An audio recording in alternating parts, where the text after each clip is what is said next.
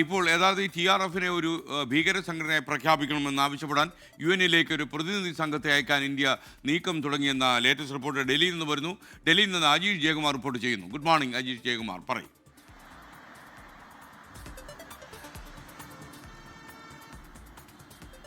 Good morning. എന്തായാലും ഈ TRF resistance front എന്ന ലഷ്കർ ഇ തയ്യബയുടെ ഒരു പോഷക സംഘടനയാണ് ഈ പഹൽഗാം ആക്രമണത്തിന് പിന്നിലെന്ന് നേരത്തെ തന്നെ ഇന്ത്യ വ്യക്തമാക്കിയിരുന്നു. ഇതിന്റെ തെളിവുകളടക്കം ഇന്ത്യ ശേഖരിച്ചു വരികയും ചെയ്തു. പക്ഷേ ഈ UN സെക്യൂരിറ്റി കൌൺസിലിൽ ഈ പഹൽഗാം ആക്രമണത്തെ അപലപിച്ചുകൊണ്ട് ഇറക്കിയ പത്രക്കുറിപ്പിൽ ഈ TRF-ന്റെ പേരില്ലായിരുന്നു. അന്ന് ഈ പാകിസ്ഥാന്റെ സമ്മർദ്ദത്തെ തുടർന്ന്, പാകിസ്ഥാന്റെയും ചൈനയുടെയും സമ്മർദ്ദത്തെ തുടർന്നായിരുന്നു UN സെക്യൂരിറ്റി കൌൺസിലിന്റെ പത്രക്കുറിപ്പിൽ നിന്ന് ഈ പേര് ഒഴിവാക്കിയത് TRF-ന്റെ. പക്ഷേ ഇന്ത്യ ഈ TRF-നെ തീവ്രവാദ പട്ടികയിൽ ഉൾപ്പെടുത്താനുള്ള നീക്കം ശക്തമാക്കുകയാണ്.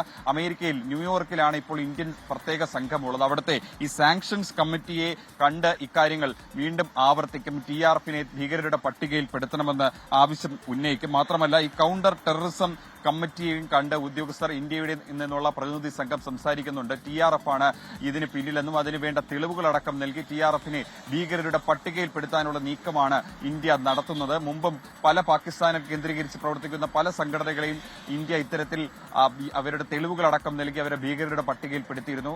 മറ്റൊരു പ്രധാനപ്പെട്ട കാര്യം, ഈ ഓപ്പറേഷൻ സിന്ദൂറിന് ശേഷം കശ്മീർ താഴ്വര ശാന്തമായി വരികയാണ്. കഴിഞ്ഞ ദിവസം പ്രധാനമന്ത്രി അവിടുത്തെ വ്യോമതാവളത്തിൽ സന്ദർശിച്ച് ജവാന്മാരോടൊപ്പം സമയം ചെലവഴിച്ചിരുന്നു. ഇന്ന് പ്രതിരോധ വകുപ്പ് മന്ത്രി രാജ്നാഥ് സിംഗ് ജമ്മു കശ്മീരിൽ പോകാൻ വേണ്ടി ഇരുന്നതാണ്, അവിടുത്തെ സുരക്ഷാ കാര്യങ്ങളടക്കം നേരിട്ട് കണ്ട് വിലയിരുത്താൻ. പക്ഷേ മറ്റ് ചില ഔദ്യോഗിക കാര്യങ്ങൾ ഉള്ളതിനാൽ പോകാൻ കഴിയുന്നില്ല, പോകുന്നില്ല എന്നാണ് ഇപ്പോൾ മനസ്സിലാക്കാൻ സാധിക്കുന്നത്. പകരം അദ്ദേഹം ഗുജറാത്തിലെ ഭുജ് വ്യോമതാവളത്തിലായിരിക്കും സന്ദർശനം നടത്തുക. അവിടെയും പാകിസ്ഥാന്റെ പ്രകോപനം ഉണ്ടായിരുന്ന ഒരു പ്രദേശം കൂടിയാണ്. എന്തായാലും ഇതിൽ ഏറ്റവും പ്രധാനപ്പെട്ട ഒരു കാര്യം ഇത് തന്നെയാണ്. TRF റെസിസ്റ്റൻസ് ഫ്രണ്ട് പഹൽഗാം ആക്രമണത്തിന് പിന്നിൽ പ്രവർത്തിച്ചിരുന്ന ഭീകര സംഘടനയെ ഭീകരരുടെ പട്ടികയിൽപ്പെടുത്താൻ ഇന്ത്യ ശ്രമം ഊർജിതമാക്കുകയാണ്. അജീഷ് ജയകുമാറാണ് ഡൽഹിയിൽ നിന്ന് വിവരങ്ങൾ നൽകിയത്.